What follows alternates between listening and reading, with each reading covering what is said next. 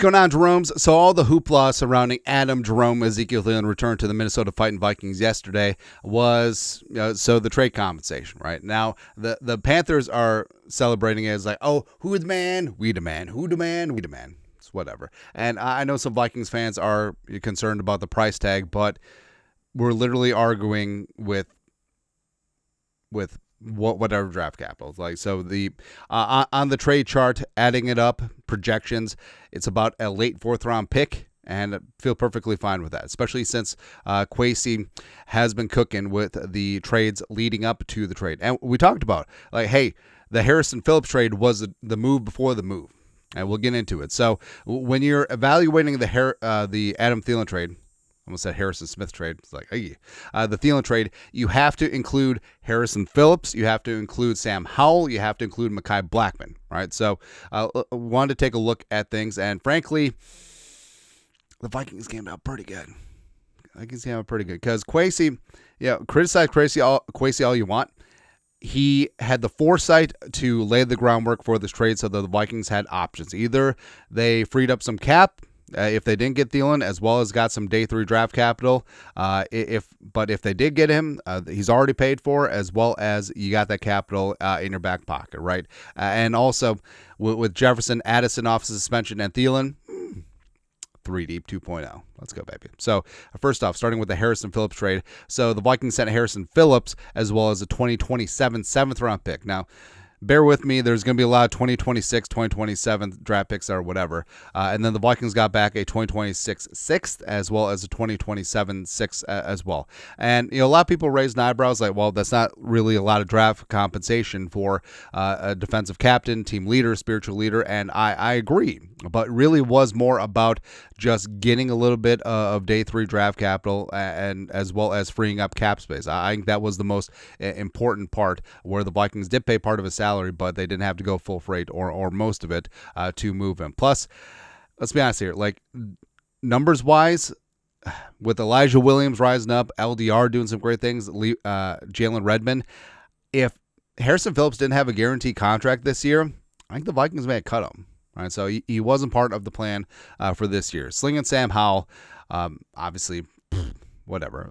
But the rise of Max Brosmer, as well as the sign of Carson Wentz, made him expendable. Sent him to the Eagles, and the Vikings got back a 5th round pick in 2026, as well as a 7th in 2027. The Vikings sent Howell and a 6th in 2026. Now, that one is sort of a wash, right? But the 5th is important. And then you got the Mai Blackman trade. The Vikings straight up got a 2026 6th round pick. It's so quaint when it's just a player for a pick, as opposed to a player and a pick for 2 picks. Just the offsetting draft picks and trades. It's so in vogue now. All right. Then, of course, the Adam Thielen trade, like we said, is a 2026. Vikings got back 2026 7th round pick, a 2027 5th round pick, and the Panthers got a 2026 5th round pick and a 2027 4th round pick. So right away, that's what people say. Oh, you gave up a 4th and a 5th for Thielen? Blah, blah, blah, blah, blah. No, it's not true. Now, looking into the trade pick summary. So here's what it is. So the Vikings, they got back, what was that, 7 total picks. They gave up 4 picks for Phillips, Howell, Blackman, and Thielen. And that does make sense. And frankly, value-wise, Vikings kind of came out okay. So using the 2026 draft tech chart, now the value of the chart, like the guesstimate where teams are going to end up in the draft in 2026, so they're sort of shooting from the hip. Also, use the rule of thumb of a future round pick is downgraded 1 round for the current value. It's a rule of thumb. It's absolutely imperfect, but it's what you got going on. So this is the Thielen trade math, back of the envelope. This is the hardest thing I've ever done. I've not had a very hard life. Yeah. But anyways, also cap savings factoring in here, but Howell was on the minimum. Mai Blackman still on his rookie deal. It's basically a netting off against the top 51 or 53-man roster, but also you factor in Thielen being added to the 53-man roster, takes off $1.1 million net effect on the cap as well. So it's whatever. Plus, as of right now, 3:51 p.m. Central Time, the only time zone that matters, on Wednesday. We are waiting to hear, because Adam Thielen's taking a pay cut. We're waiting to see what is going to happen with the salary cap. Could be flattened out, could add a void year, could do whatever. So the Vikings are probably going to come out ahead in all regards here. So cap-wise, black and white numbers: Phillips 4.2, Howell 1.1, Mai Blackman 1.2. Thielen, the Vikings absorb around $6.69 million. Nice, that's going to be less, but as is now, the Vikings lose $190K in cap, which is not a lot.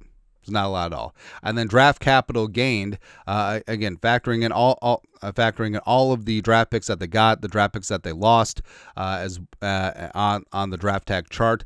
The Vikings actually come out ahead, 11.7 points, which doesn't sound like a lot, but it's actually a 6th-round pick, number 198 overall. So I think that will surprise a lot of people when they see, like, well, giving up a 4th and a 5th for Thielen. No. Again, you have to factor in all the moves before the moves. The Harrison Phillips trade, the Sam Howell trade, as well as the Mai Blackman trade. And the Vikings actually came out ahead. And especially after Thielen's deal gets redone, they'll come out ahead in cap.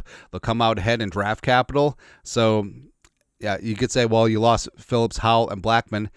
I mean, those are 3 players that obviously weren't even in the Vikings' plans for this season. And if they didn't get a trade done, they probably would have just cut Howell. They probably would have just cut Blackman.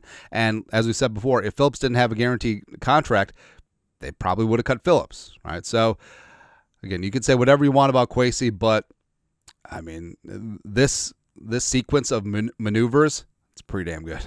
It's pretty damn good. Anyways, your thoughts are thoughts. How Kwesi actually cooked in the Adam Thielen trade, because you have to look at all the trades in aggregate. Let us know your thoughts. Our thoughts, comment section. You guys are the best. You know what to do. Skol, production value.